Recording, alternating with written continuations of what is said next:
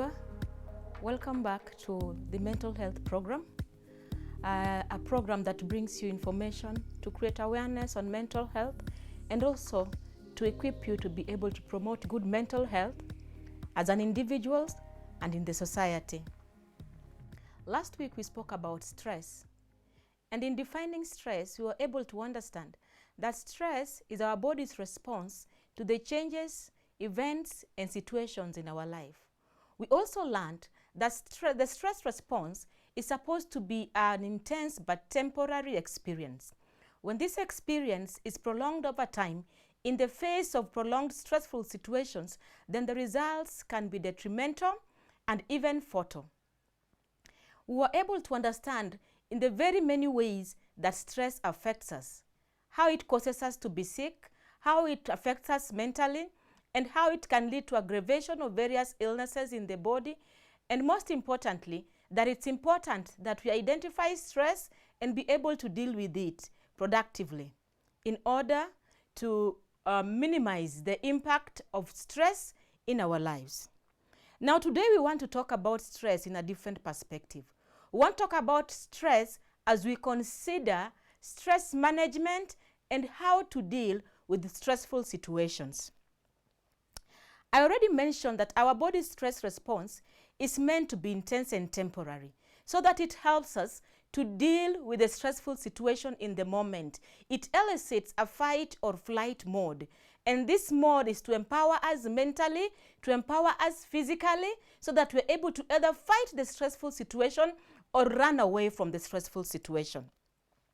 However, when this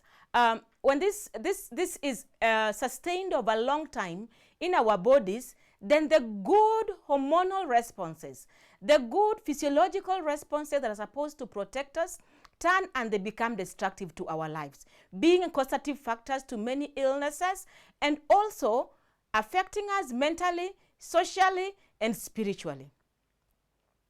Now, stress has a harmful effect to us in our bodies, in our minds, as I've already mentioned earlier. Even if you don't realize it, stress can still have its impact on your body. Stress can still have its impact on your mind. Stress can still have its impact on your social interactions, whether you realize that you are so stressed or even if you don't realize the impact of stress in your life in the time. Stress increases the release of hormones such as cortisol, such as cortisosterone and adrenaline that work to affect our metabolism, our immune reactions, and other stress responses. So effective stress management is important to help us break the hold that stress has on our lives so that we can be happier, we can be healthier, and we can be more productive. So then how do we deal with stress? How do we manage stress so that we are not adversely affected by the harmful effects of stress in our body? The first step in stress management is identify our stressors. It may sound easy, but it's not as easy as it sounds. Identify our stressors can be one of the major challenges to an individual.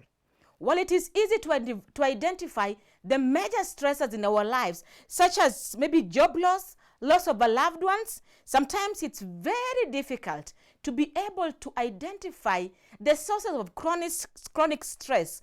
This can be more complicated. Chronic stress are those stressors that puts us in a stress mode for a very long time, yet we are not able to put our fingers on what really is causing that kind of stress. It's also easy to overlook how our own feelings, our own thoughts, and our own behaviors contribute to our everyday stress levels. Sure, you may be able to identify maybe work deadlines as a source of stress, but it's rather not so easy to identify and acknowledge your contribution to it, probably by procrastinating your work. So you could be stressed because you have a lot of deadlines to meet, but you are also stressed because of your procrastination. Identifying your own stressors is best done in solitude. And a constructive way to identify stressors is to answer the 5 W's. The usual why am I stressed? Who is stressing me? What in my environment is stressing? When am I stressed? Where and why?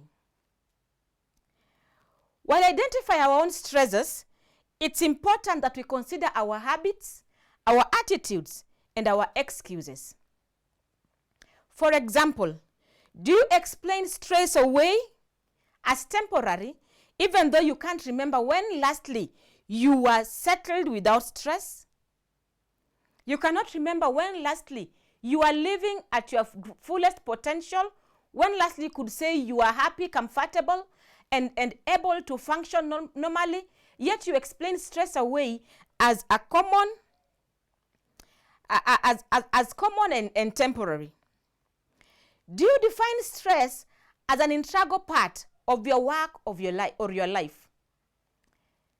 There are work environments that they don't need to be stressful, but we have always just said things are crazy in here. This is a stressful job. And then you normalize living with stress. Do you blame your stress on other people or viewed it as entirely normal and unexceptional? When we talk about stress management and we talk about identification of our stressors, then we also need to identify our habits, identify our attitudes, and also our excuses on matters of stress. Until we accept our responsibility for the role that we play in our stressful situations, then it becomes very difficult to manage stress or to be able to deal constructively with stress. So after identifying our stressors, then the second point would be choosing the best way, the best option to deal with our stressors. And there are basically two strategies when it comes to dealing with stress. The first strategy is avoiding or removing the stressor. And the second strategy is seeking healthy adaptation. Taking the first option of removing or avoiding the stressor, one can be able to do away with the 5 W's that causes you stress. This strategy is useful when dealing with unnecessary stress. When you sit down to identify your stressors, you will be amazed at the amount of unnecessary stress that you have to deal with each and every day. So then how do you avoid or remove a stressor? One, you need to learn to say no. Know your limits as an individual and stick by them. Do not accept yourself to be pushed beyond your limits. You also need to take control of your environment. Know what causes your stress in your environment. Avoid people who stress you. And you can do this by limiting the amount of time you spend with the people who stress you or ending the relationships altogether. To avoid or remove a stress, you may also need to plan your day, plan your obligations, and see if there is too much to do and drop the unnecessary tasks at the bottom of the list or remove them altogether, rescheduling them for another time. Avoiding and removing a stressor does not mean ignoring a stressor. While ignoring a stressor may work in the moment, it is an unhealthy way of dealing with stress. When you mentally ignore a stressor, you remain in the environment of the stress. And the stressor continue working in your body, continue working in your mind, no matter how much you think you are ignoring it. You may ignore a stressor if you feel you are too stressed and there are no constructive options to deal with it at the moment. This should allow you to progress from the alarm reaction stage of stress to the resistance stage of stress, where you deal with the stress in a more constructive way. But the intention should be that you schedule the resistance stage at a time that you are more better enabled to deal constructively, not to entirely ignore it and not to entirely remove the stress. Escapism is another unhealthy way of dealing with stress. It can take a higher toll on your health even than the original stressor. It is easy to see escapism as a way to buy us sometimes if in the face of an overwhelming, stressful situations. But the end results of escapism are always disastrous. When you physically escape a stressor, your body can get some relief. Yet if the escape was impulsive, then it often comes with a high price tag. On a mental level, escapism is when you remain present in the stressful situation, but you use mind-altering escape mechanisms, such as probably watching TV, spending most of your time on social media, or adapting the use of alcohol and substances of abuse. While the stressor remains in your body, claiming its impact, these escape routes also come with their own demand on your reserves. And so you end up stressed in two ways. The original stressors remain present, and the escapism routes that you use also claim their stress on your body. Now, sometimes avoiding stress as our first strategy or removing stress can work. Other times it cannot work. And while it may work and may not work, it brings with it consequences that might bring new stressors to us. And that leaves us with one strategy, which is the best strategy, that is to seek healthy adaptation. Allow me to repeat that you can avoid and remove stressors, especially when dealing with unnecessary stressors of life, but not when dealing with the stress that needs you to resolve. And so this brings us to healthy adaptation. So what is healthy adaptation? Healthy adaptation is when we respond to a stressful situation in a way that alters the stressor to work for us, and also by changing our expectations, our attitudes, to adapt to a stressful situation and be able to regain control. To alter a stressor, you need to express your feelings instead of bottling them up. Accept that you are in a stressful situation. Accept that your experience is stressing you. Accept that dealing with your past is a stressor. Accept that the person in your life that you probably love or probably would love to have around is a source of stress. Accept that your child is a stressor, your spouse is a stressor, your parent is a stressor. And when you accept this, be able to express that feeling in a productive way instead of bottling it up. Be willing to compromise and create a balanced schedule between your work, between your family, your social activities, and also your time alone, or what we would refer to as solitary pursuits. If you cannot change a situation to work for you, then change yourself.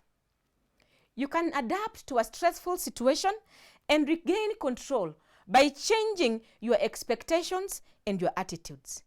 Reframe your problems by giving them a more positive perspective, looking at the bigger picture. Consider how important is this going to be in the long run. Sometimes we are stressed about material things, and you feel that I need to have acquired this by this time. When you're thinking about the issues that bring you stress, consider their importance in the long run. Because probably what is stressing you now will not be as important as it looks now in the long run. Be able to adjust your standards.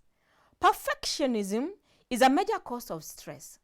Set standards that are reasonable, standards that you can achieve. Set standards for the people around you that they can achieve, that they can be able to meet.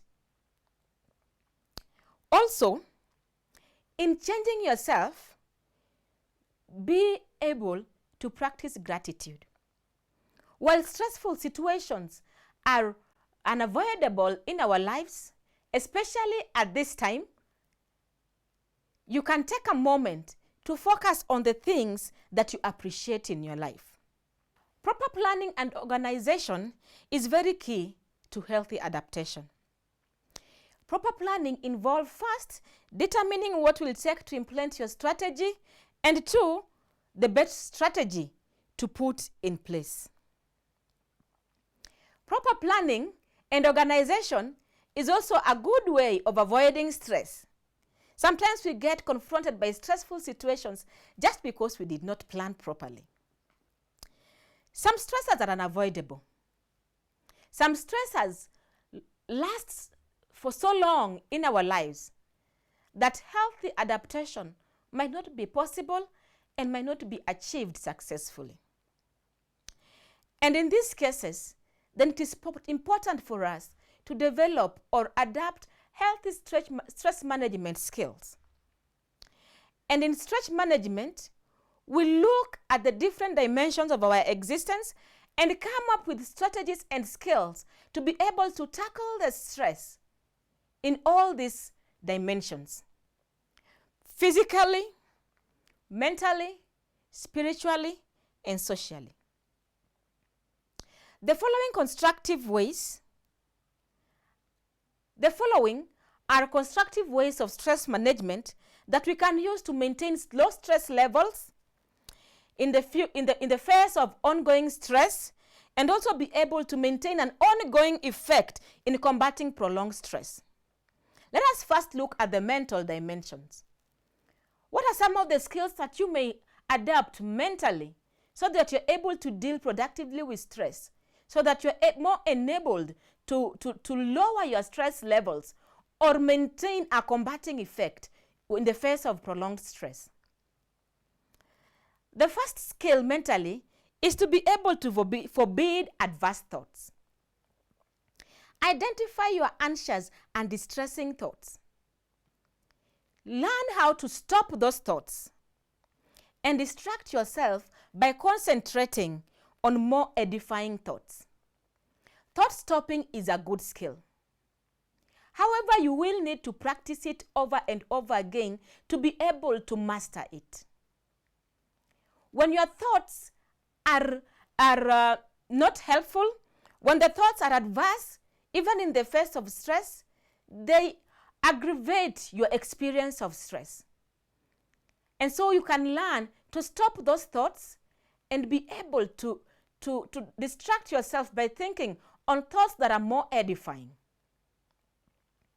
The second strategy mentally, to mentally deal with your stress, is to choose positive thinking.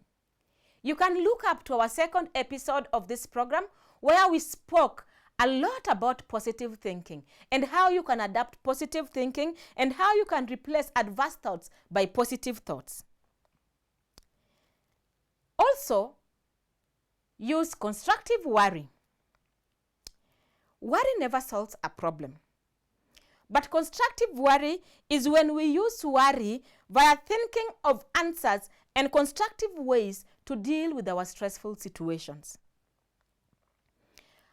Worry, which is destructive, is repetitive, it's recurrent, and increases our stress. And finally, on mental skills to dealing with stress, I would want to add rejecting irrational beliefs. Negative beliefs and ideas about our situations and our surroundings, which are illogical, ruin our self-esteem and increase our stress levels. So therefore, it is important for us to identify our beliefs and see if there is reason behind what we believe. And if there is no reason, if they are illogical, then we should train our mind to do away with it and adopt more logical and beliefs that come with reason. Now let's look at physical dimensions, the physical skills or the physical practices that we can employ to be able to deal with our stresses. A physically healthy lifestyle is of great value during stress management. The more efficient your body functions, the better you will be able to have the coping resources that you need to deal with stress, or rather to manage stress. A healthy body gives you an upper hand in stress management. Even if you are exposed to a stressor that you have not removed or adapted to, good physical health will help shield you from the health-robbing effects of stress. Physical health can be enhanced and maintained through the following strategies. Proper nutrition. Maintaining an optimal diet, a well-balanced diet, avoiding refined foods, avoiding overeating or undereating, avoiding alcohol or use of caffeine drinks is good for stress management. Caffeine drinks and alcohol exacerbate stress factors. Drink a lot of water if you have to drink. Another physical strategy is regular exercise. Exercise aids in mental health and stress control. It helps the immune system by offsetting stress-related immune suppression. Last week we learned how stress suppresses our immune system. Regular exercising offsets this suppression. Mind-engaging exercises are even more beneficial because they also give the mind an opportunity to be distracted from our stressor and be able to take a break. Relaxation techniques is another physical strategy of dealing with the stress or managing our stress. And this you can achieve by trying to ease your tension. Probably you can tense muscles one after the other with moments of relaxations in between. Breathing exercises also helps us to manage our stress. It helps us to reset our bodies. And this you'll achieve by taking deep breaths and holding it for a few minutes, and then you're able to breathe out. So first you take a deep breath while holding onto your belly. You hold for a couple of seconds, a minute if you can, and then breathe out slowly through your mouth. Hydrotherapy is another physical skill. 15 minutes bath in a warm shower followed by a 30-second cold shower is helpful in reducing our stress levels, in bringing muscle relaxation and resetting our bodies. The sun tones our bodies and stimulates internal gland secretion and general metabolism. So it's important to make use of the sun. Spend some time on the sun so that your body can derive of the benefits of sunbathing. Sleep is very important and a needful restoring process for us. Sleep helps us to maintain our defenses against stress, and sleep helps our body to be restored, to be rejuvenated. Stress may interfere with our sleep, and when we fail to sleep, then falling to sleep becomes another cause of stress. So it's important for us to try as much as possible to maintain our sleep schedules, even when we are stressed. Now let's look at spiritual dimensions. Peace of mind is incompatible with stress. A clear conscience and a serene mind can be attained through faith and prayer. The only one way that we can spiritually break the hold of stress on our lives is to bring our concerns to God through prayer and meditation. And the most meaningful meditation is based on the Word of God. This is when you take a moment to study short scriptures, short verses. Meditate upon these verses. Think through them. Reflect on the meaning of this verse. Take it in and personalize the verse. And you can end this with a word of prayer. It is also good for us to read the experiences of other Bible characters and draw inspirations from them. Refrain from anxious thoughts. The Word of God discourages us and warns us not to be anxious, because worrying about things we cannot change is self-defeating. Freedom from worry may not only help us to combat stress, but it has also profound benefits regarding our body functions. Socially, the quality of our social relationships has a direct impact on how we deal with stress. And there's nothing more calming and more splendid than spending time with somebody, another human being who makes you feel safe and understood. People who deal with stress alone experience higher stress levels as compared to people who depend on others for social support. Another wonderful way to constructively manage our stress socially is by spending our time in commitments that are honorable and helpful to others. Helping others provides us with a sense of meaning or purpose in life that is critical in dealing with certain stresses. Dear viewer, as we conclude today, stress management is not a one-size-fits-all. And so it's important for you as an individual to identify what works for you, experiment and find out that which really works for you and adapt it and use it. Stress can be relieved and stress can be conquered. All we have to do is to identify our stressors, seek healthy adaptation, and employ skills for stress management. Professional help is also available when dealing with acute stress. When you try all this and it doesn't work, you can seek professional help. And this you can get from mental health service providers, such as counselors, psychologists, and psychiatrists. Today's session has taught us one thing, that regardless of the intensity of our stress, there is always a way out. All that is to do is acknowledge the detrimental effects of stress in your body. Identify your stressor. Acknowledge how your own thoughts, your own attitudes, and your own excuses may be contributing to your stressful situation. Consider if it is a stress that you can remove or you can avoid. And pursue healthy adaptation. And while pursuing healthy adaptation, also employ the stress management skills that we have discussed here. And when all is done and there is no relief, you can pursue help by seeking professional help from the disciplines that I have mentioned. And this is it from us today. We look forward to bringing you more information about mental health. Meet us in this same place next time. Thank you for watching. Goodbye.